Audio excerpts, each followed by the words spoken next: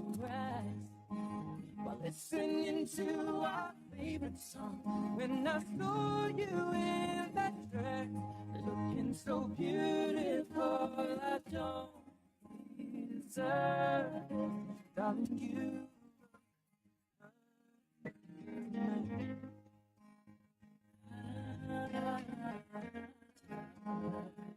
No, no,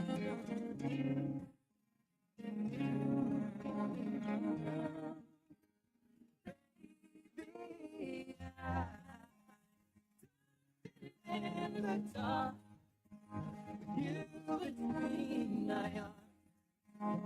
Barefoot on the grass, while listening to our favorite song. I have faith in what I see. Now I know I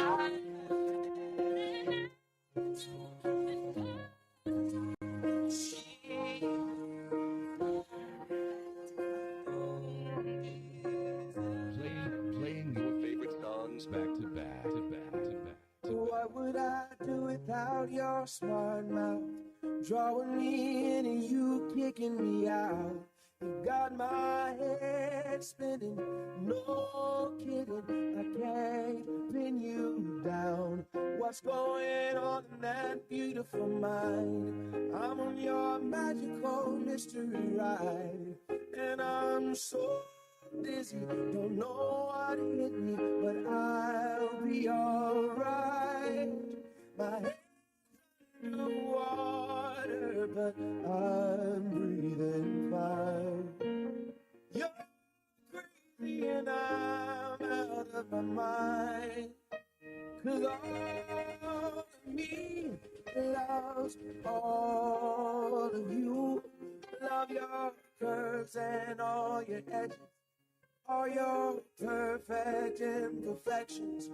Give your all to me, I give my all to you. You're my end and my beginning. Even when I lose, I'm winning, 'cause I give you all of me, and you give me all of you. Oh, how many times do I have to tell you? Even when you're crying, you're beautiful too. The world is beating you down. I'm loving all the networking and mingling, but I don't want to be a killjoy. 5 minutes is over. Let's get settled. Let's get settled. We already have a full house. I'm glad about that.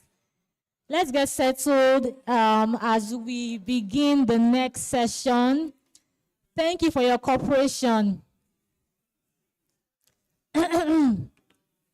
Distinguished ladies and gentlemen,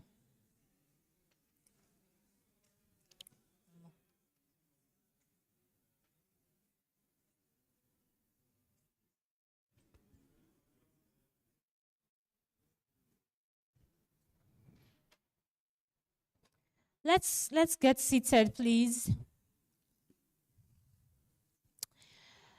Once again, my name is Linda Adeyemi, and I'm glad to be your host for today.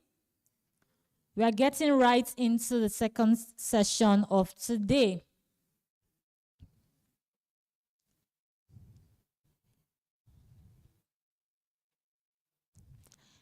A quick reminder of the theme of today's events. We are building the engine, and we are learning operational systems for growth and sustainability. We've learned about, what a system means and how to ensure that, we have at least standard operating procedures that guide every task and every process in our businesses. Super important. These things, they are game changers.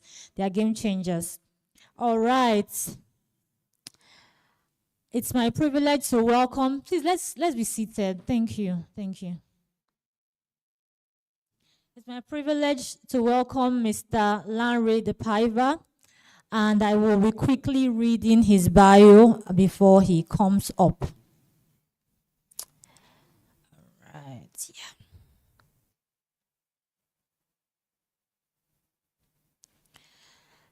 Mr. Lanre DePaiva. As principal lead at a privately owned firm, he brings over 25 years of distinguished experience in C-suite engagement and strategic management oversight. His expertise spans CFO services, investment and business acquisitions, human capital development, pre- and post-funding advisory, corporate governance, agility, and modular strategy, and comprehensive coordination with C-suite executives on deal structuring and board management. His career path includes senior leadership roles at prominent organizations such as PZ Industries, that's Customs International, the Coca-Cola Company, Oracle Corporation, Cellulant, and Sabi Holdings. Alongside, he has provided strategic consultancy to a wide range of businesses across multiple geographies and varying capacities, broadening his impact across industries. He has enabled companies in FMCG, ICT, e-commerce, fintech platform as a service, that's PaaS, NGOs, and infrastructural development, and if I may add, interior design architecture, to build strong organizational foundations.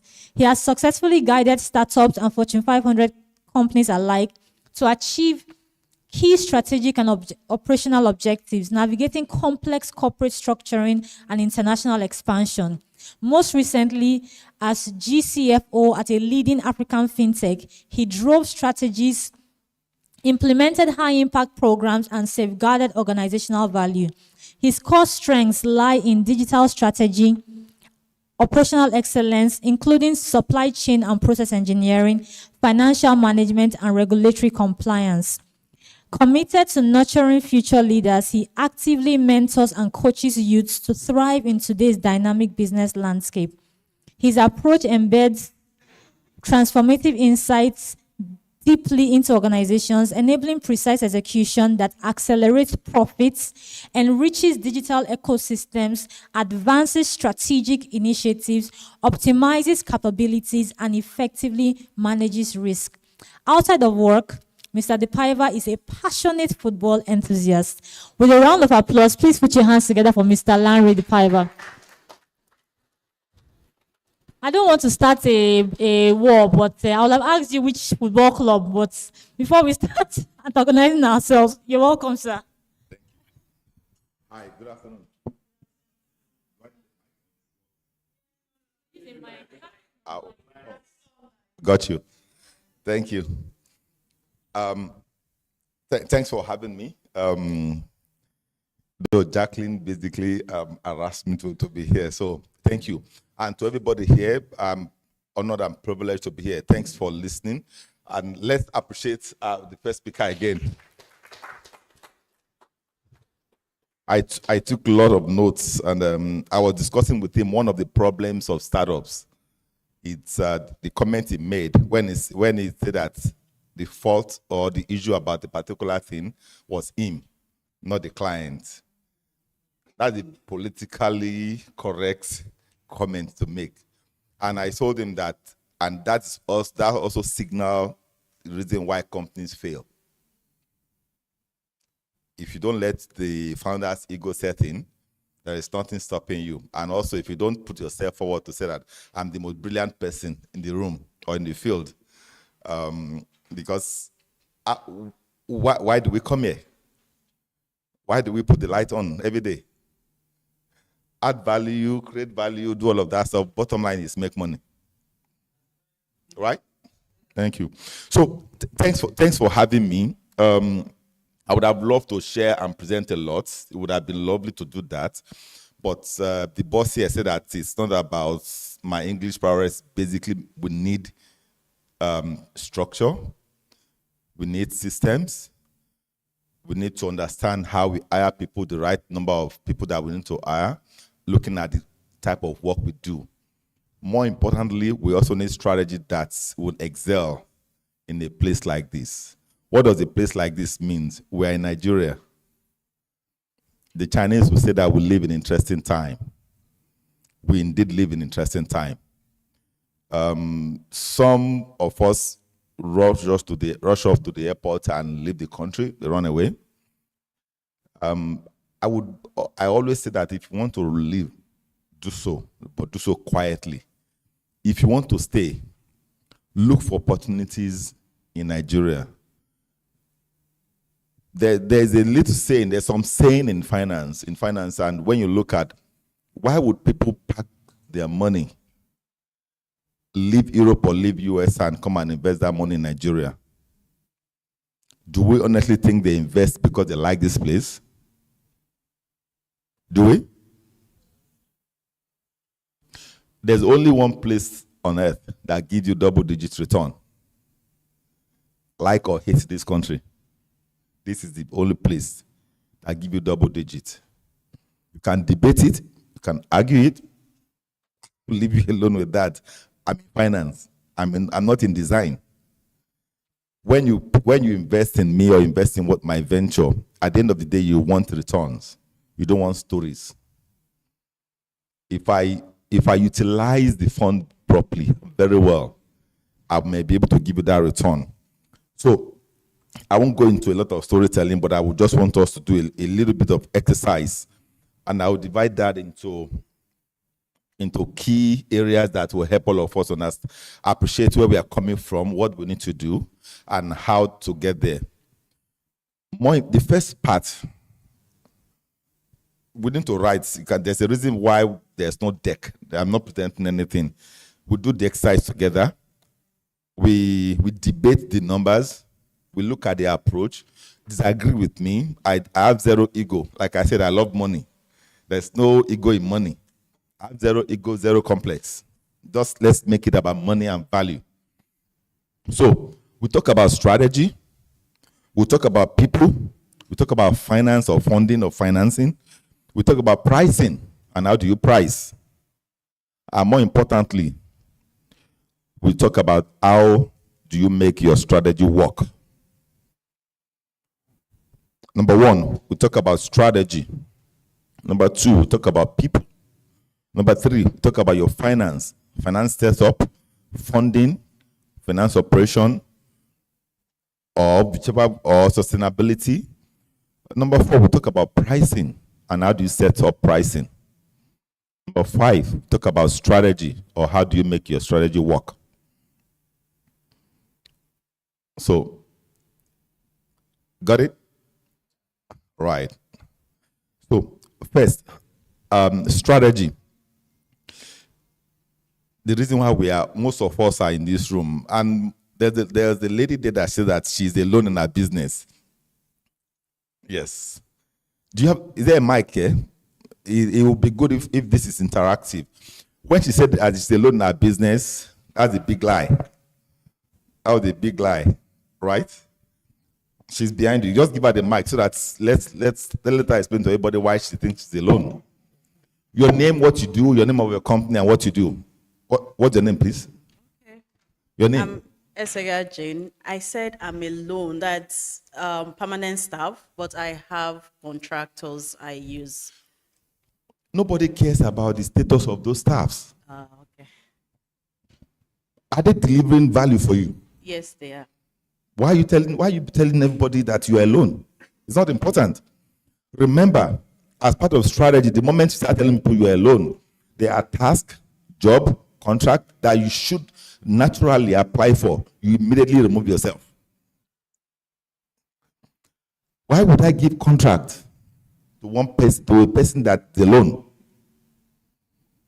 I think you're missing the context because the exercise was about staff in a company, so that's why I actually said it. Okay. So it's the context actually. So Correct. I wouldn't go out there when I'm looking for a job to tell a client I'm alone.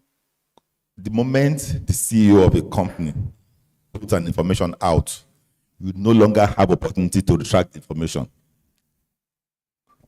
The context is right, and I'm being very intentional here. But I'm just saying that I won't tell anybody that I'm alone. I am not lying. I'm not just alone. Okay. When you need to do your filing, tax filing, all of that filing, they would ask you, how many people do you have? You can then begin to, if they don't deep dive, why do you want to deep dive? Strategy. It's super important. And communication. Please, if there are questions, let's ask the question so that I can provide clarity. Are there questions? You said? None. Okay. So, sorry, I'm beginning to. Is there a question? Okay, sorry. I was just following your eye. Okay. Sorry. So, the way you define that, or the way you explain that, is very simple. Why would I want to sell this? Or why would I want to be in Idan or Idan? One, I understand how to produce, how to manufacture a product. One, that is one. Or services. Number two, I know how to market the service or product. Number three, I also know how to price that product or services. Number four, I know how to collect money when I sell that product or services. I know how to produce, I know how to create, I know how to market, I know how to distribute, I know how to sell, and I know how to collect.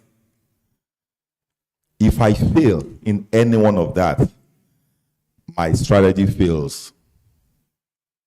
We can break that down nicely and easily. If I also fail to put a process around every one of that, again, I will fail. How do I produce what I produce? You start going into product life cycle and all of that stuff. How do I ensure that this thing that I'm producing, I can feed my family, or is big enough, or I can expand it, I can do it in a commercial quantity? You start explaining that. The other part also to keep at the back of our mind, how do we distribute? Do I need 100 staffs? Or should I go to a company that can just give me staff part-time for me to be able to distribute? And also, the other point that I'm also asking myself is this: when I eventually sell, how do I collect? Those are questions you should ask yourself. Let's pen them down, and then we would either unpack them together if there's time. Now, because we've established strategy and we've said that we will distribute or we will sell and we will collect, in each one of those phases that we have established or created, we need people. So how many people should you rightfully employ without getting into debt? Some companies that fail today, they fail because they either hire too much or they don't hire right. In your field there, you would have to hire smartly and engage smartly. If you undertake a project and you break things down properly, you ask yourself, I'm assuming that you break things down before you execute, before you start going to the market. You ask yourself, how many architects do I need? How many builder do I need? How many plumber do I need? How many design person do I need? How many product guys do I need? How many guys that will do partitioning do I need? You break all of those things down, and then you look at the cost for all of them. The first project you probably run it at a loss.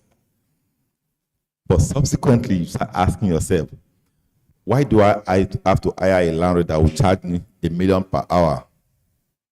Versus Charles that will charge me 100 naira per hour.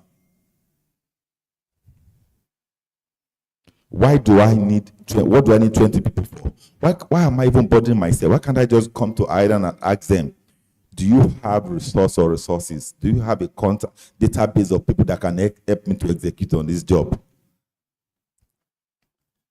The reason why you are doing that is that you are driven by profit. You are driven by value. You are driven by the fact that you also need to return money back to the investor. Again, on people, we live in an interesting time.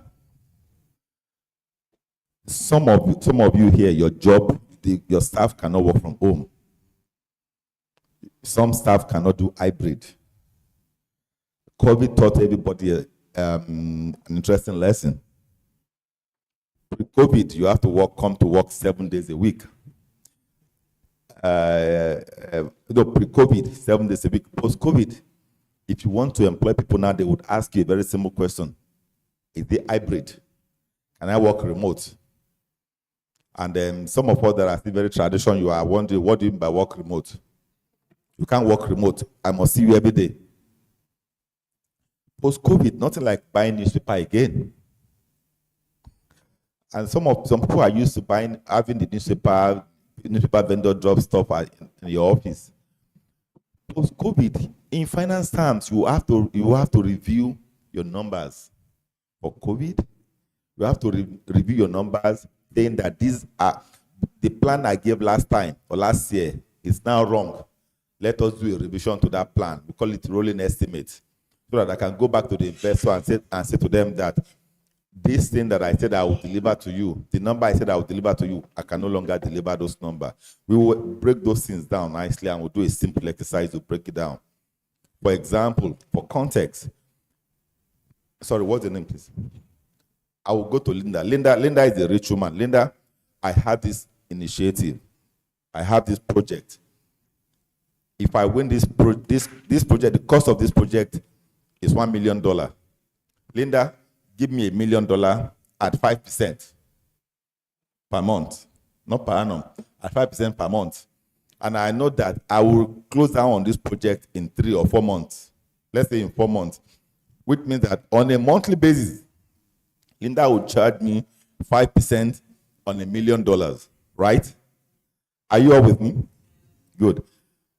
Now, the total cost per Linda's estimate it's maybe $900 or $1 million. And she took the $1 million, and I took the $1 million from Linda, she gave me. And the moment I won the contract, I hire people at a fixed salary base, and I start to pay them. By month 2, I can see an overrun on the project. And I can merely see that there will be a delay in payment. By month 3, artisans start to do what they do best. They disappear. They reappear. They start telling me stories. Because I'm a Yoruba guy from Lagos Island, I can see that I will make $1.3 million on this project. What did I do? I enter town. I started going to Arike with $1. There's iPhone 17. There's this one. I started doing what Lagos boy would do. There's iPhone 17. Promise everybody an iPhone 17. Let's just go and let's eat town. Let's go to a Ikoyi club. Let's go to all of those places. This by month 3. By month 4, the company said, no. Our payment terms is I will pay you 60 days after you complete the project or the contract, which means that by month 4, the 60 days will start to count from month 4. Now, 6 months later, I've racked up bills. There's monthly interest that I'll be paying to Linda, and they eventually pay me 1.3 less withholding taxes. Now, I have bills that I've racked up. iPhone I've been buying for my numerous girlfriends. I bought for them. I bought those phones on credit. Just want his money. No stories. Because iPhones are gone. I bought 6 iPhones because I'm a benevolent person for my various girlfriends. Now, Linda has been collecting our 5% monthly. Constant. At the end of the month, I have to sell one of my cars to make up the balance. And then business would have to continue. Who do you want to blame? The only person I can blame publicly is government. Right? And the politics, and APC and PDP and everybody else. Those are the people I can blame publicly. But deep down within me, when I look in the mirror, I don't understand strategy. I don't understand people. I also do not understand finance and funding. Because Linda will be okay. Those people I bought iPhone for will be okay. Charles that sold iPhone to me will be okay, but I will not. And remember, without me winning that project, all of these people will not be okay. Without all of you sitting there, you trigger the economic activity. that will enrich everybody. And you actually fulfill everybody's financial obligation but yours. Because of wrong planning. Because you undermine yourself. Because you also do not, because your own clarity in terms of how you should run your project also is skewed, slightly skewed. Let's go to the most interesting part of why we're here. Funding, finance, and all of that. Question, how do we fund our project when we have a project? I hope there's a board there. Yes, there is. How do we fund our project when we have a project? Who can help? How do we fund? If you have a project, how do you fund it? How do you finance it? When the client is not paying. Overdraft. Yeah. Who else? Make it practical, please. Say, loan, overdraft, loan, short, long. Overdraft at maybe at what rate if you miss it? Percent. Loan at 37%. Yeah. How else do we fund it when the client are not paying? Then APG is an advance. Okay, you sell your property like me. I have to sell my car. Carry gun.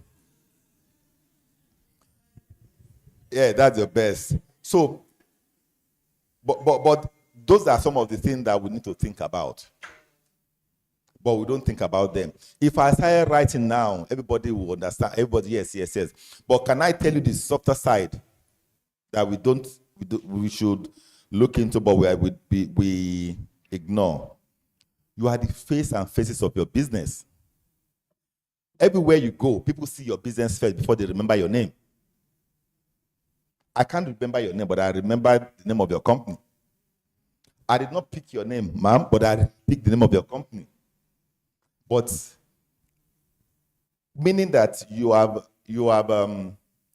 used yourself as collateral for your business. Should I explain that further? Meaning that the goodwill of your business is being your face and the places that you go to. Meaning that you should have been intentional about the friends you have because you are the face of your business. Versus just being in a business and behaving the way I behaved. 6 girlfriends, 6 iPhone. And that was all I had. Let's turn the table like this. You are intentional about 3 types of friends. Friends that you can see that they have sufficient economic value and bandwidth to fund your business. They will not give you for free. It's not for party. Those friends, how do you service their curiosity? Every time you see them, you tell them, not that Nigeria is bad, no. You tell them about the exploits of your business. They are bad news, keep the bad news to yourself. Nigeria is the one thing, keep it to yourself. No, those friends are not interested in that. The moment you are telling them too much, they will just stylishly remove themselves from you and go back to places where they will tell them positive things about the economy. Remember, we agreed that 3 types of friends. That number 1 friend, one that is, you can give them any name you like, but they have sufficient access to funding or leverage that they are willing to trade with that. Remember, your face has been the collateral of your business or goodwill. Either will make you happy. Then use that collateral or goodwill the right way. 3 types of friends. 1, friends that every time you see them, the only thing you want to tell them, how well your business is doing. And you are asking them, what are the other areas of opportunities in your sector that I have not seen? Or that I missed. And you are not pretending and you are not lying. You are just being extremely intentional about your business. And if you think those people don't exist, read the newspapers again. Go to your LinkedIn page. Go to your Facebook page. See, we do ego later. We do we do that one later. When you are with those friends, it's a come to Jesus or come to Muhammad conversation. I know you have this thing. I'm not asking you for free. Even if you're going to help me, even if you're going to charge me, I need this for this. But before you ask them money, you must first you sow a seed. You stylishly put the conversation forward. Everything about it must be positive. Can I sell iron to all of you? I can say he's been telling me, and every time he's bothering me and calling me, and I'll tell people how wonderful this place is. How the fact that I have access to fantastic mind, I will leverage on the collective geniuses of everybody in this room. And I will put a simple slide that I'll be selling to everybody that cares to listen to me. Not because I like all of you, but because I need to make money. And I'm not going to steal to make that money. Every day, I'm constantly beating that drum to that person. Don't buy me phone, don't buy me petrol, don't buy anything. But I'm constantly telling you the positive of people, of myself and people around me. There might be days I will go to bed without food, but I will never fail to look for one positive thing to say. At some point, I will come back to that person. Remember that I've been telling you about the positive of all of this stuff. I need about 50 to 100 million to do this thing. The person will not say no. Because you are not asking for money for party. You're not saying give me money to buy a car. You are asking for money for a commercial venture from that person. Chances of that person dropping that money is very high. Because you have not gone to the person to tell them how horrible this country has been. You have been sowing that seed of positivity. And you are not doing it for Nigeria, please. You're doing it for yourself. And then the moment the person try you first with 50 million or 70 million, and you return the money on time, or even if the money is not going to come on time, you did not disappear, you say, this money I will give you, this is where we are. And you are open, honest, and direct with that person. Remember, that's your first friend. Is it clear about this one friend? Who doesn't have that kind of friend? Just let me see. I don't have a friend like that. Okay, we all do. Should I explain that kind of friend again? Or we are all clear? You don't just want to tell. Who doesn't have that kind of friends here? Or you don't have that kind of person in your network? Okay, how many of us have people like that in our network? Come on, which one? Yes, no. Trust me, I will not beg you for money. I just want to know. Do you? So, do you understand? Now, the second friend, they don't have money, but they will not beg you for money, but they have connect and super resourceful. This is where you would not be stingy to yourself. Once in a while, take them out for drink, take them out for cigar, take them out for stuff. Don't spend too much because they are not what they are giving you are opportunities or pipelines. They are helping you to create a pipeline. You keep them close. The friend that will help you, that friend number one, you see that friend maybe once in 2 months, or once in a month, or once in a quarter. But when you see the person, you have all sort of positive conversation you want to have. Then the person with opportunities, you are constantly checking up on them. They will send you prayer, you to send them prayer. They will send you happy new month, to send them happy new month. I don't want nobody to send me happy new month. Why? Send happy new month back. Because they know what you don't know.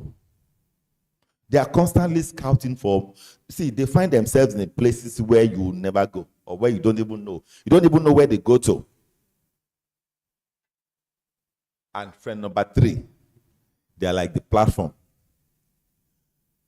You have to service that friendship. You don't call them pests, they are not pests. But there's no closed system anywhere. Don't be a closed system. You have to give something back once in a while. Because they know who can do something at a cheaper price. They are the one that they can help you do leg work. You are in Dubai, they are in Lagos. Just wire some money back to them. Help me go to Pangu, see what is happening there. They will give you on the ground information. Do with it whatever you want to. 3 types of friends. The one with resources, the one with information, and the one you service. And do you know what those people will do for you if you maintain that friendship very well? They keep this wheel going. The company I work for, the CEO had information about everybody, including truck drivers. If we don't pay money to truck drivers on time, they will call the CEO. I was the CFO. Regardless of how I try to mask the fact, the CEO will say, but you have not paid these people. And I'll be stuttering. At some point, I have to stop lying. Because I would have forgotten. HR also would have forgotten. We pay the big people, pay all of them, forget the truck drivers that are doing the actual work. They won't call me. They know me. But they'll call the CEO, whom they know. And sometimes the CEO will go and sit with them outside of Lagos. And they'll be together. Whatever they are eating the same thing. And me, I'll be in Lagos, I'll be speaking English. The office in Lagos. So, that, what I just explained to you is not from any class, it's not from any business school. That is a time-tested strategy that has worked. And I did not learn those things by just being smart. No, I learned them because I have scars. I've lost a lot. Then you gain those things from losing. When you go to a Koyo club or Capital club, or you see people there, you think they just want to waste money. When you go to Transcorp and you see those people you call executive beggar, you think they don't have shame. Some of them feed into this other friend number 1 or friend number 3. Okay? All right? So, now, let's go straight into sustainability in your finance now. That is just how to make sure that you continue to move the wheel of your business. How do you set up your company, finances, and finance team, and strategy and operation to make sure that the business don't die in your hand? Some of you are privileged enough. I listened to Dangote's story a lot, and I read the book by Femi Otedola, and then there's this man that I also listened to. And one thing I concluded by saying that if my father cannot give me a platform to stand on, my children must have a platform. Some of you here went to nursery school, and I was listening to Charles, when Charles saying that went to school in a redemption camp. I went to LASU. Where you see Pepe to go through lecture. When these good boys come, sometimes they drive all of you out. When they go, all of you run back inside. You don't see that in redemption camp. When you hear militant but reasonable, the Ajebota among God don't know what they are talking about. That's the sound that go home. Militant but reasonable. But here's the thing. That was what my father can provide to me. But some of our children today,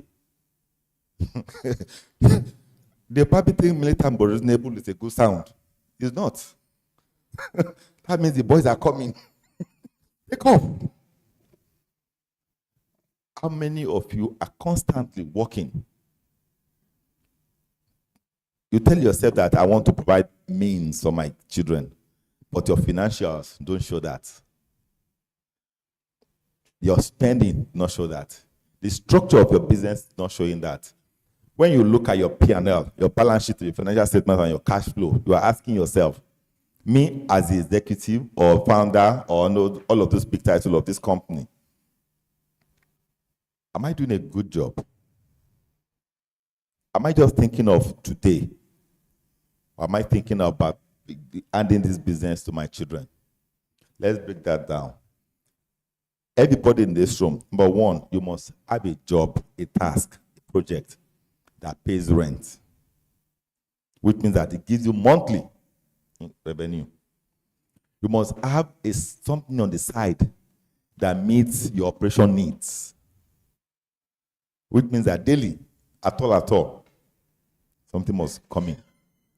Cash is king. And then, when you sit with that your friend number one, you are looking for stuff that can build you a house or buy you a company. But the last sold all his interest in companies and joined Dangote. That fact you can see in the way he explained the books. That book. How many of you can sell your car, sell your phone, sell your TV, and pump in your friend's business? How many here can do it? So if you can't do it, how do you think you break even? We live in an interesting time. The reality of our business now, that's what it is. Because if individual, we all go to the marketplace to fight for a deal. Do you know what it is if 5 or 6 of us will go to that same market and what we'll come back with? Synergy is not just a catchphrase. Yes, friends, people behave somehow when there's money in the room. I know. Look for another friend. You are not a tree, you can move. Find another friend. Because what you have as output, somebody is looking for it as input. Move. Morning till night, you constantly tell yourself, I must go home with something. But when you are big, you go to party on Friday, you go to this one on Saturday, you don't need to, you are not hungry again. Imagine some of you here when you were hungry. Just imagine when you were hungry. You smile. You remember? When you were hungry, you don't even know how you eat. Yeah, I know you are still hungry, my sister. I know. But some people don't even have ticket. Some don't even have passport. You have ticket, you have passport. If I ask you when was your last trip now, probably 2 weeks ago. Some people are age, they don't even know that there's an airport in Lagos. Your output is somebody's input. You are not just connecting the dots. 3 things that is important. You must have a project, engagement, initiative, whatever it is, that gives you daily. It must give you daily, regardless of how small it is. Number 2, you must have a project, a venture that must give you something monthly. More importantly, you must have a long view. Not just a side view, you must have something that's okay. You can project 2 years' time. This thing I'm working on now, once I launch this particular product, I'm buying a company. And you're not just buying a company that you want to do this, you want to do that. But you are clear-minded on the plan, on the strategy. Why? Because you mix it with friends of like mind. Party is good. I'm a Lagosian, like I rightly say. That's what we know how to do. But even at that, you ask yourself, should I even be in this place? Be honest with yourself. Should I be in this place? I've been to Lebanon a couple of times. When you see Beirut and you see Lagos, those people don't compare the two. But deep down in you, you know that this thing is not like that. Because we have it slightly tougher here. We do everything by ourselves. We repair the road in front of our house. We generate our own power. We have borehole. We treat the borehole. We have everything. We're doing everything by ourselves. And we still go to work to make money, to pay people. Which means that we're already used to it. Then take it one step further. Monetize it. Have you looked at people around you and tell yourself, how can I make money with this person? Some of you are in your 40s, going to 50s or 50s above. Conference among, how long do you want to be jumping around and be chasing the project? Let's look at this thing. How do we do this thing differently? And some are like, no, the only thing I want now is just wife or is just husband, I'll be okay. Okay. How about just saying that is one side? approach this thing in several ways. Making money, creating value, and pursuing your own agenda. Okay?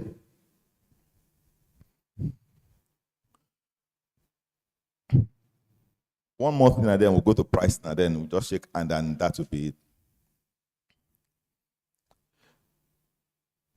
How do you know that you are making money? Who can? I'm not saying making sales. How do you know that you are making money? You are cash flow positive. Who can answer that question confidently here? Because profit is not the same thing. It's not the same thing as cash in your bank. Is it? I can't hear what you're saying. Okay, I should tell you about it. How do you know that you are making money?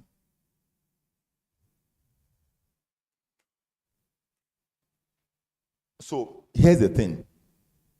How do you engage the people that are putting your books together? What do you say to them that would make them lose sleep? It shouldn't not just be the founder that was losing sleep. Everybody in your office should lose sleep.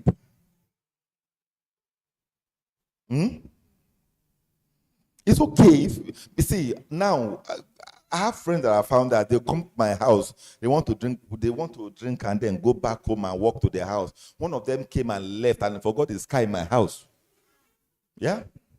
He forgot the car. Bros, are you still around? No, where are you? At my home. Home, your car is there. Where? My house. How? Can you bring what? Your key is with you. Come and pick your car. You are blocking people. No, the guy did not intentionally do that. He was thinking of salary. You need to pay salary, meet investor return, also go for board meeting. He came to me so that we must tell the board some fun, juicy story. And the story would have to be told. Agenda must agenda. You must tell this thing. He must agenda. Because otherwise, the investors will come, throw in money in, tell him to go on quick retirement, and they'll turn the business around.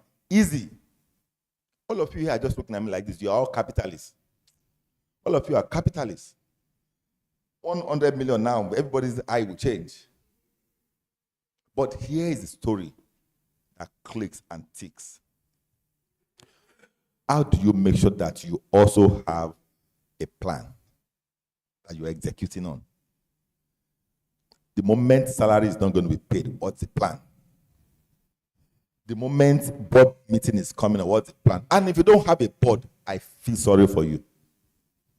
My company is too small, I don't have a board. You'll be shocked at what you are doing to yourself. Or I don't have a board, if I have a board, they'll take my company for you. You are just kidding yourself. It's a catch-22 situation. Do it, well, fantastic. You don't do it, you're losing out. Got to keep you on your toes. You don't know if your company is making profit. You don't know. You are the only one that's hypertensive in your company. Everybody else, they are all okay. Their face will scatter when they see you. Once you're gone, everybody is gone. Let's continue. And then you now say that you don't want to start. You're not telling anybody, let me take them to a place and do strategy. What strategy are you doing? No. You are giving them what you don't have. They have plans. Just you that don't have plan. Because, let us say this thing quietly in this room. Some of the salaries you are paying them, even you know that salary is not good. You know that salary is good, it's not good. But the question you're asking yourself on Sunday, your church mind, on Friday, your mosque mind, is that, okay, so why are they still with me? The salary is not good. Can I tell you why they are still with you? They are using that your face that I said that is collateral. And your name that I say is goodwill. They are using those two things to trade. And they are hitting into your value. Can I tell you why? Whose business is up to 10 years there? 10 years. How many? 10 years. Good. The highest paying staff, the longest having staff in your company, how long has that person been with you? Outside of you? 12 years. 12 years. No, don't do wow. If I ask you to now, it'll be wow. So don't do wow. 12 years. That person earning up to 5 million? Likely, yeah. Not per annum or per month. No. Good. So if the person is not earning 5 million per month, in this Nigeria that all of us see like this, the person is subsidizing the salary you are paying from you. And nature itself abhors vacuum. Nobody can create a vacuum. That thing that is he or she is subsidizing from you. I'm not saying the person is a thief. I'm just saying that this man's mind is not good. I'm just let me come close to Charles. His own mind is not good. So the reason for that is that nature abhors vacuum. Where do you get that? Because it's with that person, he or she is available almost 13 hours a day. So where is the time you have to make extra? And I'm not saying it's not possible to make extra, because they would have to have a built-in excuse into the time that they are missing. And also they must also have a built-in model into money that is coming to your pocket. The excuse and the model help them to subsidize properly. And they are fine. Because there's a fixed and a variable income for them. The fixed income for them is salary you are paying. The variable one is how things move in the month. And everything is coming off you. Is it clear, or I should explain it again? I should explain it again. You like gossip. The solution, good. That's something called governance. That's the solution. Governance is not cheap. Most of you here don't like the sound of it. You don't like structure, you don't like governance, because it's a waste of time. But that's the solution. Governance will force you to do the right thing. Instead of having 20 staffs and paying them peanuts, have 2 staffs and give them the right thing and just give the rest out. If you think it's not possible, sit down and craft your own strategy. And you'll be surprised at what you are losing out. Quickly, how many minutes do I have? 15-ish. So, again, last thing around, so pricing. The reason why I dropped that last point is that it helps you to also understand how you are the one hitting to your own value. Because you have all those opportunities, you are not using them. How do you set up the right pricing that ensures that you don't continually or continuously drop your own value? Around pricing, how do you set up pricing in your office for your product or for your services? Do you even have sufficient data to say that everyone else around me, they are charging this much, this is what I want to charge? Do you have such data? Okay, it's looking like no, we don't have the data. Who asked the question? How do you get data? Charles, how do they get data? Data that works, they are expensive. Most data are reusable, but you have to pay for it and be intentional about that. But I will not say that don't go and be asking what data. You first need to just understand what information do you need about what sector and who can give you those data. Because if I have data now on the value of a company, on the capex in that company, and what's the payment terms of that company, and who approves what in that company, I will not just use that data. I will then use the data to build my own pipeline. So that if that company, for example, who owns this company, do they pay on time? Where is their finance and procurement unit? Where are they based? Are they in Nigeria or outside of Nigeria? What's their payment terms? And who among my friend number 1 friend number 3 or number 2 can help me access this company? If you are not intentional about gathering those data yourself, you just go into a deal and there'll be problem with payment. The same way I'll be owing Linda. So that is how you build your own data. Because once you have that data, it becomes something you can sell to your members here. It becomes something you can exchange with them. Because data is king now. You have information is power. So around pricing, how do you set up pricing? To make sure that you don't underprice yourself, undervalue yourself, and you constantly continue to make money. If you're in FMCG, The moment they are selling a lot, the quantities start to go up, they'll take price increase. For example, a Coke, a Chin Chin company, a Gala company will say that now we are selling more.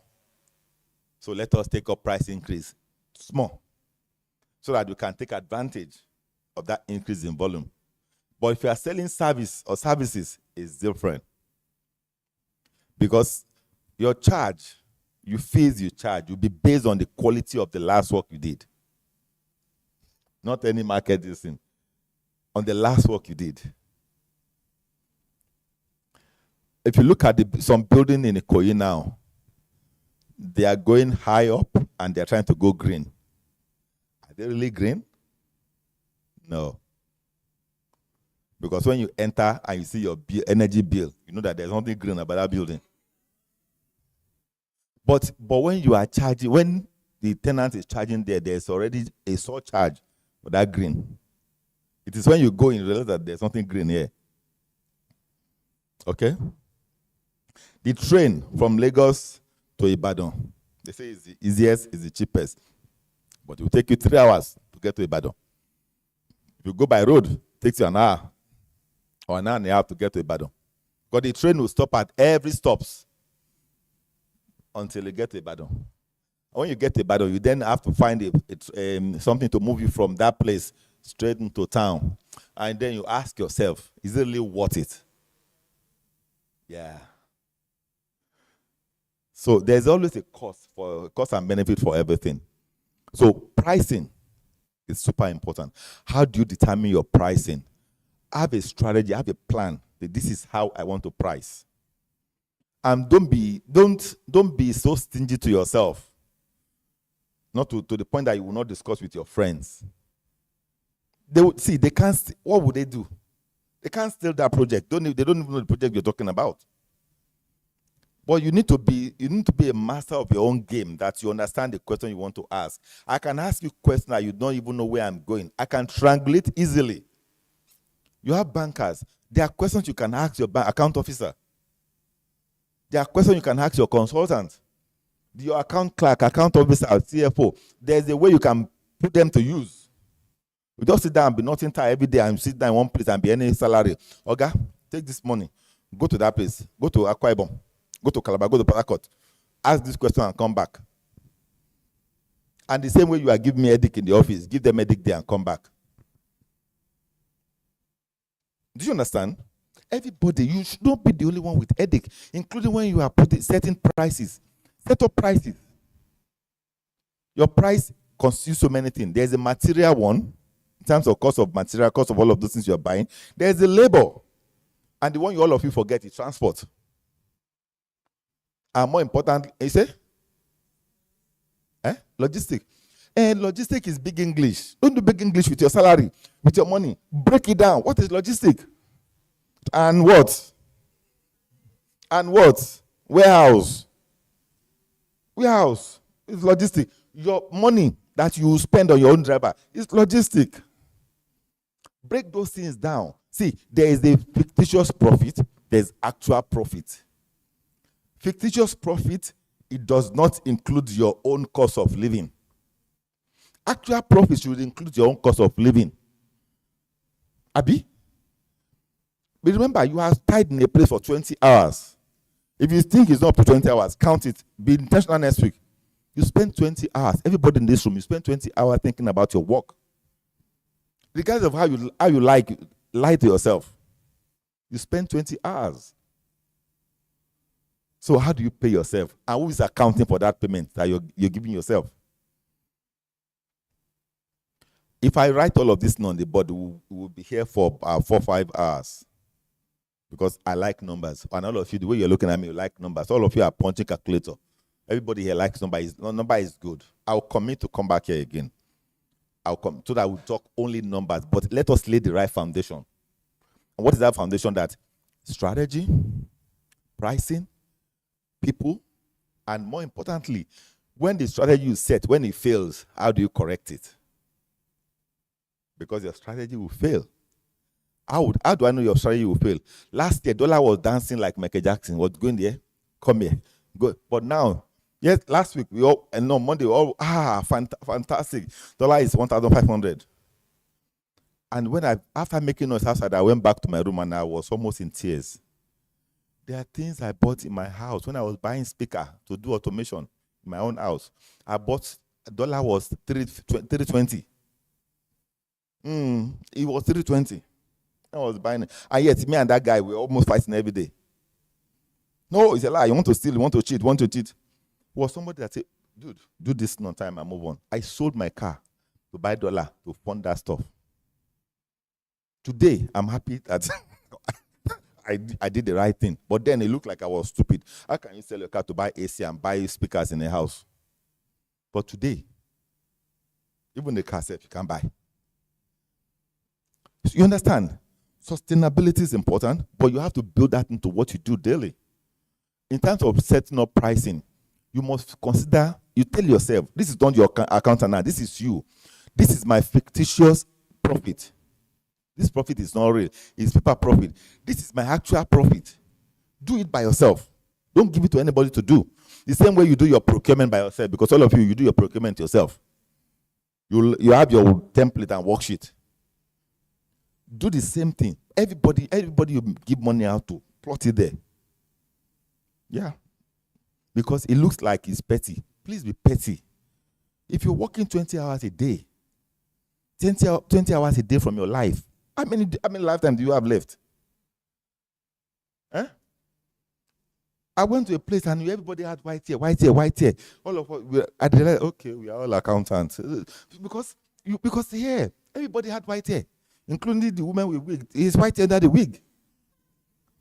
Because the way we think, it's very intense. Look at MBA. Everybody was looking beautiful. You can count white hair, but go and look at Icon. Everybody will have white hair. You understand? And you put it now, look, everybody in this room, you're looking so serious. Because there's something is Ojuegun, you know? What is Ojuegun in English? Eyes of masquerade. Because that's where the money is. This is not detail is in devil and detail together. No, this is where the money is. You dig ground to pull the money out. When you set up your pricing, there are several ways to set up pricing. I gave him a material for all of us to go through. He will circulate it, please, freely.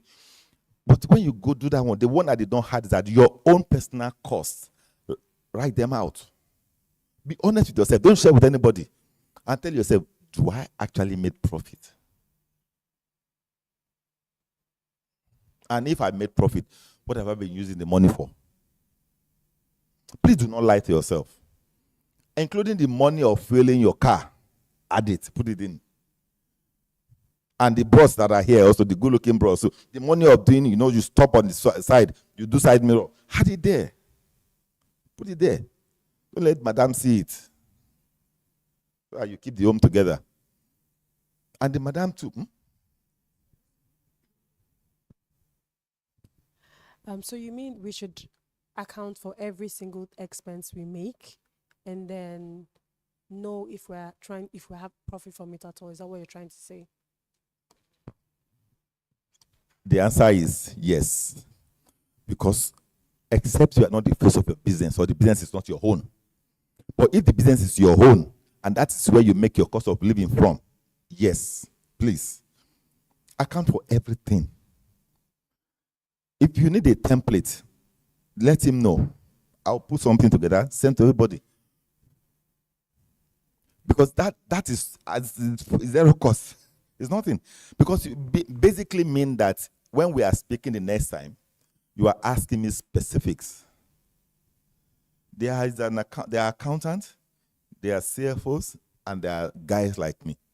When you have been beating blue black, you and the CEO and the founder, co-founder, founder, and everybody will sit in a room. You are sharing granuts and the office in a big building, and you have to pay salary. Otherwise, staff will go to social media. That's once in a while you have to fast and pray for people to pay so that you can pay this thing. That is not finance this thing. That's business partnering. More importantly, when you do pricing, then you need partners. You need partners. I'll partner with you. You don't need friends. See, there's everybody. There's acquaintance, you have friends, and you have tribe. See how small tribe is? Everybody, universal set. Acquaintances, friends, tribe. You need tribe. Your tribe will never see you fail. Your tribe will never see you fail. And tribe has got nothing to do with color. Nothing to do with blood. Sometimes friends will say that, and I thought to call this person, and I called you. You come to my mind, and I called you. That's what people do. That's what your tribe do. They just want to see you succeed. Last but not the least, why do strategy fail? It fails for so many reasons. Wrong planning. Number 2, when you are in denial. 3, economic situation. First, wrong planning. 2, when you are in denial, because things are going south, you are telling yourself stories. Number 3, economic situation. Number 4, declining revenue. When your revenue starts to go down, and when your debt, the number of days that you are owing debt, it's getting longer. And again, when you start to fund your daily operation with loan, when you start to fund your daily operation with loan, i.e., funding salaries with loan, that strategy for that business has failed. So you reset it. You reset the strategy. I think it will be a good place for us to land this plane. Thank you for active engagement. Thank you for listening. I commit to coming back here again. Thank you.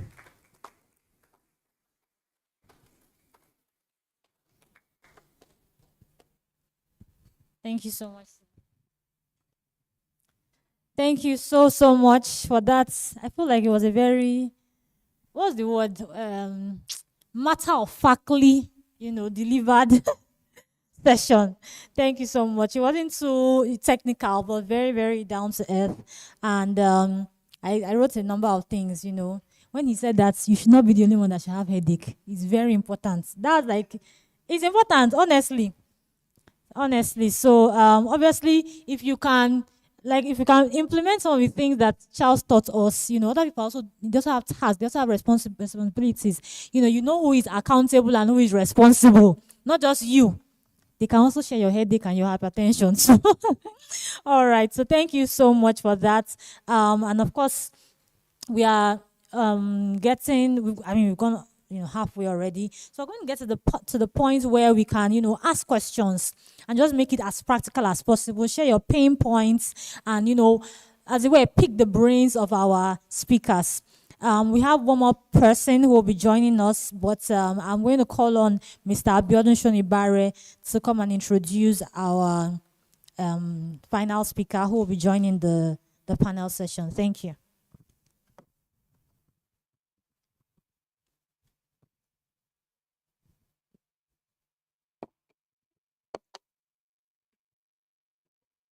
Hello. Thank you very much, Mr. Larry, for that wonderful session. I believe everybody gained a lot from it. Before I announce the citation for one of our panelists on the fireside chat, I'd just like to make a few announcements. Please kindly put your phone on silent. Some people's phones were ringing and distracting the event. A form was given to everyone. Kindly fill it and ensure that you don't take it back home because we're using it to collate data. If you can also write down your email so that the document Mr. Larry promised to share with us, you would receive it, especially those online as well. We'll try as much as possible to get that across to you. So I would like to read something out because I don't want to paraphrase it. I just want to read it out directly. How many, if you're a member of IDAN, kindly just raise up your hand. Member of IDAN? Okay, interesting. Can you hear me? Oh, perfect. Sorry about that. So if you're a member of IDAN, can you please raise up your hand? Okay.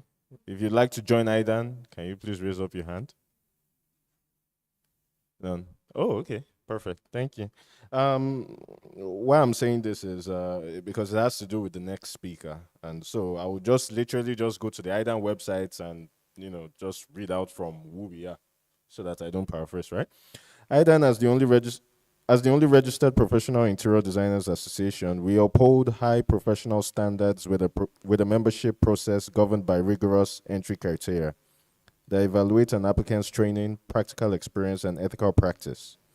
We require our members to engage in continuous professional development, CPD, to ensure they remain at the forefront of design trends, processes, business practices, and regulatory frameworks. Literally, the key point is continuous professional development. Next week, IDAN will be having a CPD session on talent retention. And our speaker would be Mr. Ademola Fagbile. Thank you. Please, can I have his picture on the screen?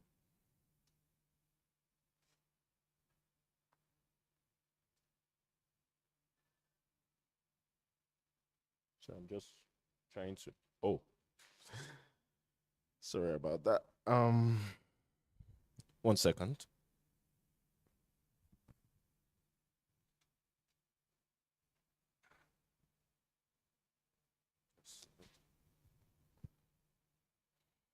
Okay.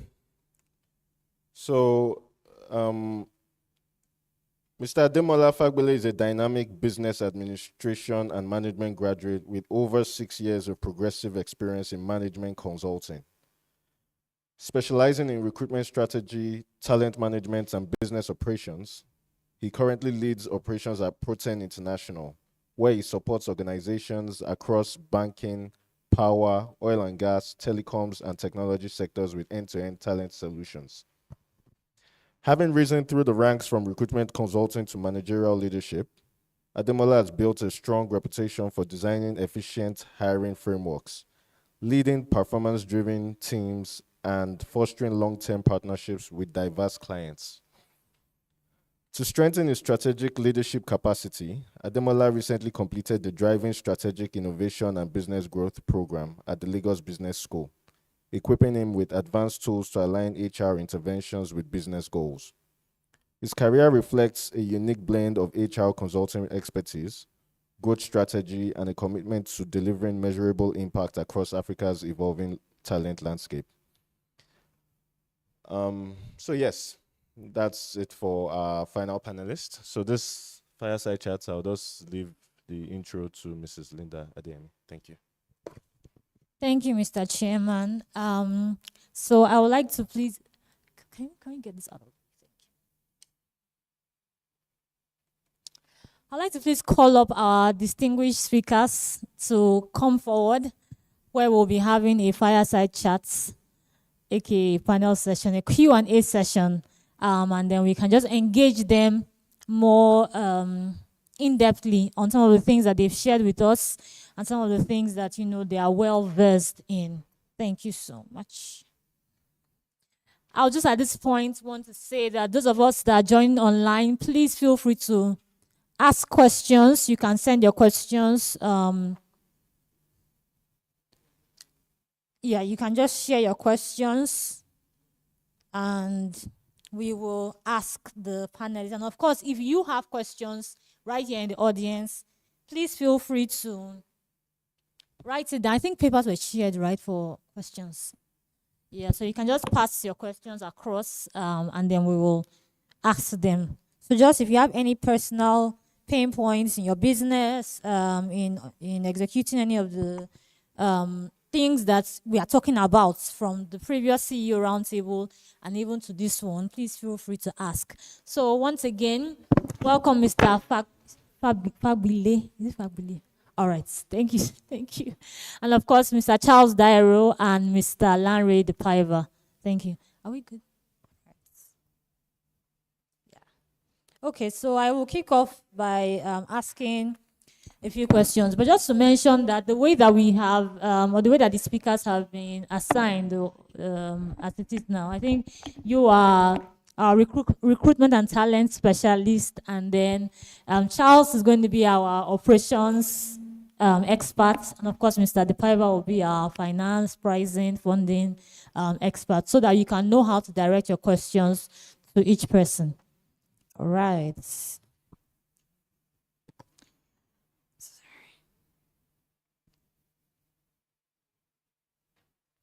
Okay. So I want to, just because we've not heard your voice, Mr. Fagbili, I will start with you. I'll start with you. So let's see. I want to do like a merge. So like a finance slash recruiting question.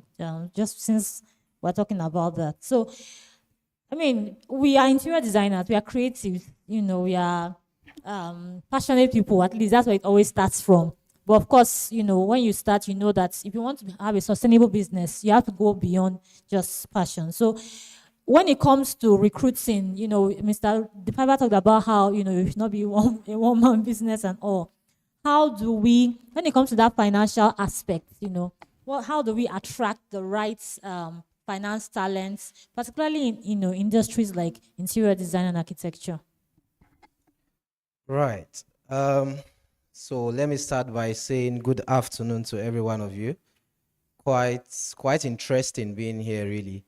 Largely because the world of creatives is one that really fascinates me. So when I had the opportunity to speak here, I mean, it was quite interesting, right?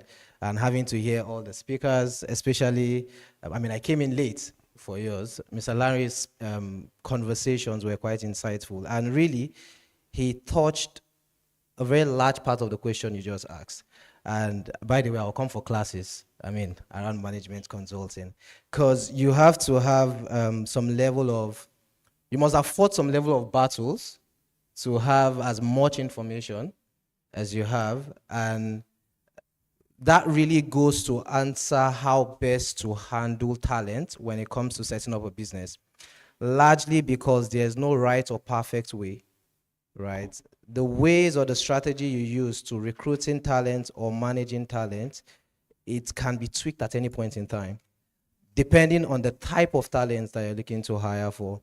So breaking it down to finance roles, he had mentioned something around first asking yourself if you really want that talent, or if that talent is one that you need to hire as a full-time employee or as a contract-based employee. There are different things that can determine that. It could be in the nature of your business, or it could be whether or not you are hiring this person just for a particular project, right? If the project is quite short time, you don't want to hire someone on a full-time basis. You want to look out for contractors, right? Freelancers.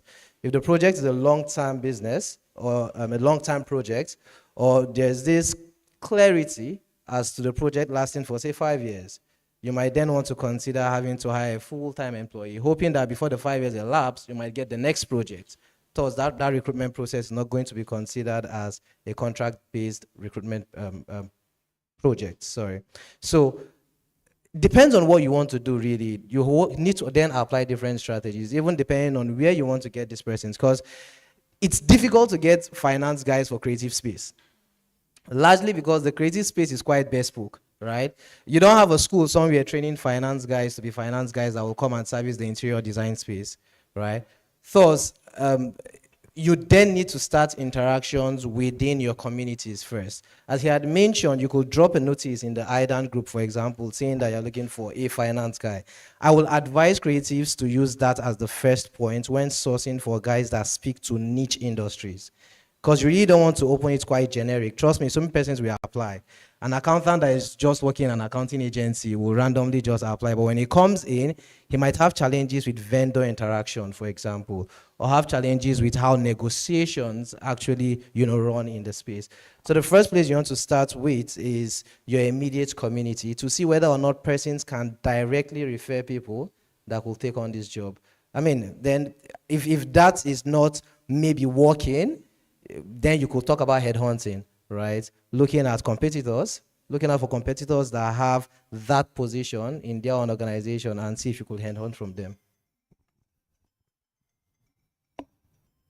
I thank you. So I like the way you answered the question because I feel like you answered it, within the context of interior design community. So he's saying that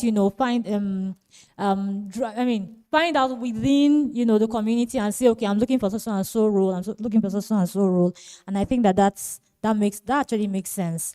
Mr. Depaiva, I want to ask. Okay, let me just tweak this a little bit. We are all business owners over here. Maybe some of us do not have actual finance teams, or maybe even a finance talent, as you were. But how do we measure if we do, or if we're thinking of doing?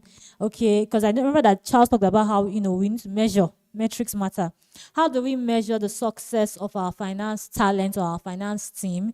What are the things that we should be looking out for to evaluate, financial performance, particularly for the industry that we are? Okay, thanks. I don't know if there's one acceptable way or means to measure the effectiveness of your team or the effectiveness of the individuals that man that office. Remember, they are a reflection of you. When creatives are extremely interesting people to work with, out of the 100 things in your head, you only say 5 things to the poor finance person. You keep the remaining 95 things to yourself. And then you come back to tell the person that can't you use your brain? Use the brain to do what? So because what is not tracked is not measured. If you can't, and what is not when there's no law, they can't be seen. So if you want your finance people or the front-facing people in your organization, not just finance now, if you don't want them to fail you, if you don't want them to also be a failure to themselves and let everybody down, you have to find a day, a week, an hour, a day, whichever one that works for you. Tell them what you are doing. They are not crazy. Walk them from A to Z. Yes, they don't understand it. Yes, they are not creative, but explain to them what you are trying to do and why it is important to you. And tell them, because finance people numbers drives them. Tell them that whatever project I want to win or I want to execute on, I want to make 40% margin on it. If you, the creative person, don't understand what that margin means, because margin to you creative is different from margin to finance person. The terms might be universal, but what the finance person considers margin is not margin to you. You are looking at contribution to call margin. Finance person is looking at contribution less overhead to get to margin. So you are not saying the same thing at all. If you say to your finance person, I want the margin, and the margin, come and explain your margin to me, they will go away, come back and tell him, I don't want terms that I don't understand. Come and tell me margin. And the person will go away and now list out what margins are in his own word, not yours. And then because you are creative, you might not want to also say anything to him, because remember, you guys are one of the most, it's like secret cult. Yeah, you guys are like secret cult. Because you keep everything. Don't let them know. It's okay. But ask the person that, if the person will give you a master list, do whatever you want with that list. But then, trust me, that's the beginning of the success of that person. You can then now come back to say that, what are the cadence that matters? What are the metrics that help me say that I am doing well from a revenue standpoint?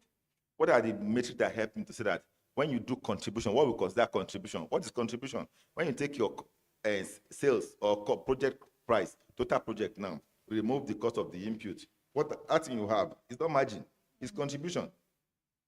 It's not your margin. You then take some direct overhead out. That's when you get to margin.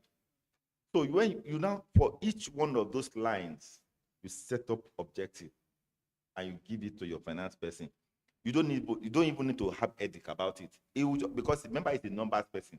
You will come and meet you and say that project we did for that company, we did not meet 40% too. That is one way to do it. Thank you. Thank you so much. I can really relate to what he's saying, because I mean, in my own firm, I also have a finance person, and I don't like to. You see all those numbers. I don't. I'll just tell her, see, if you want to go and bring Excel to me, just do everything like just line by line, PDF. Let me see what I need to see. If I don't understand, I'll call you, have a meeting, explain everything to me. So, that communication really matters. So, what I picked up from what you said is communicating. If you want to be able to measure, how well your finance team is doing, you have to clearly communicate exactly what you want, and then just leave the rest to them, let them do their jobs. But Yeah. before you communicate, if I can just add, No problem. apology, if I can just add, it's not telling. I won't tell if you are looking for people that are stubborn in your company, they're not creative, they're your finance people. And stubborn and big ego and chiefs all over the place. Because the man is sitting down one place and telling that he's the one thinking about the salary. But you did not make the salary, you're just thinking about it. Exactly. Because the money that you are thinking about, somebody has gone to the farm to buy plank, to buy nail. Somebody is doing the costing that you don't. So if you tell them, when you get the project, tell them, walk them through the costing. See, your finance person is your conscience. And if you don't trust that person, you fire the person. But you must get to a point where your finance person, 3 people are important in everybody's life: your doctor, your pastor, and your accountant. One person will make sure you make heaven. The other one make sure that your money is in place. And the other one make sure the last person will make sure that there are no fights between everybody. So those 3 people, so your accountant plays an important role. Now, if you think the person is too junior to the work they are doing, there are other options to consider. Thank you so much. All right. I like what you said about how your finance person is your conscience. And that just made me think about a question that I would like to ask Charles. I know that what you do basically, or most of what you do is, you're trying to help businesses work. For example, one of the products that you have, BizUp, is very, streamlined, just da. It's almost like input output kind of thing. But finance is a very interesting role, do you see, particularly for us creatives. How many of us, how do I ask the question now? Do our finance people know everything? Can we really, say, okay, you're not just paying, maybe you have a limit on, what you can pay for or something. Can we really open up our books to our finance people? But the question I want to ask you now is that, maybe not, maybe one of the product that you actually have, but maybe your insight, just share your insights. How can we standardize finance processes, particularly as interior design professionals? How best can we do that so that we're not just skirting around, the issues when it comes to allowing finance people to really do their work? I don't know if that's clear. Yeah, I think I understand. So there are tools that help at the most basic level. You are tracking money that comes in and money that goes out, right? Nobody here should take money without sending an invoice, for instance, right? It sounds basic, but sometimes you want to close a deal and you just send account details, right? Even if you do that, because sometimes you may need to do that, document it in an invoice, right?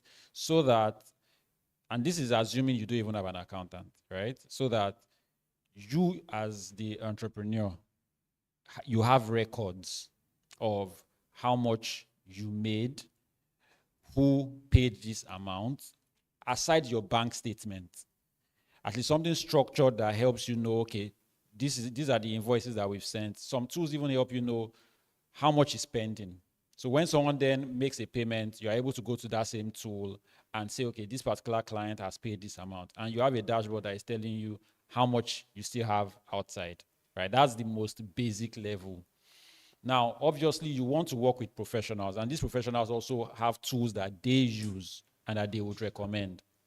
Some might say, oh, use Zoho Books. Some might say use Wave. Some might say use QuickBooks, right? You would need to rely on their own expertise to say, okay, you know what? You as a professional, what are the tools that you will recommend for us. So those are the thoughts that come to mind. But of course, others can contribute. All right. Does anybody have any contribution towards that? Or any question? Are there any other questions that anybody has for the panelists? We'll take questions. You can raise up your hand, or you can pass a question if you have any, please. On recruitment, all right. Thank you. There's a hand up there. Let's just take 2 hands now. Recruitment, finance, and operational systems or processes. All right. Please, who has the mic? Okay. All right. Okay. Thank you.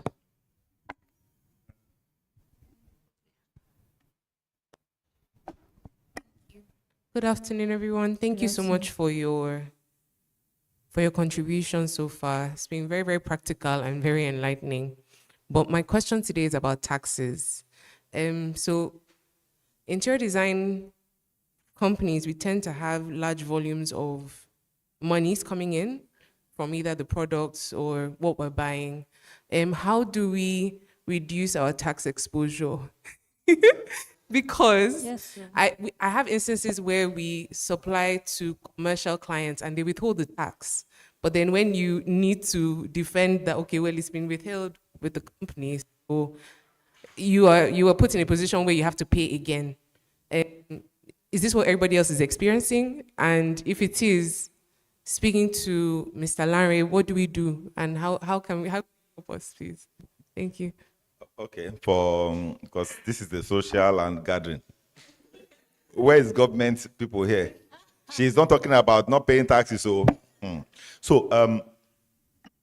I'll start from what Charles said about how you record, how you keep a record. The simplest thing is start from an open source. And people like that can advise that if you don't want to pay, just go and buy. If you don't have money for an ERP that is robust and sophisticated, just have an open source. Anything outside of Excel. Excel is fantastic, but you need more than that. Regardless of how complex a macro can be developed for you, you need an intelligent system that when you post something, it will say no. It will just push something back to you. Excel will not push back. So you need that. Now, based out of that, I'll go straight to our question. The immediate answer is that how do you even know you pay the right taxes if you don't have a record?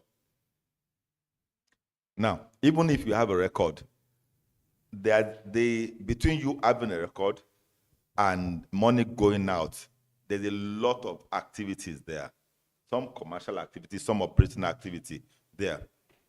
Now, when you invoice, because remember, commercial, financial activity, tax activity, consumption activity, all of that will be triggered the moment an invoice is raised. If there is no invoice, there is no tax. If there is no liability or obligation, there are no taxes. So at the point where you are invoicing people, ask yourself, how do I want to be taxed? I'm answering because you don't ask me a standard question. There's a standard VAT. The child, no, give her the mic so that it will be a lot clearer if you don't mind, sir.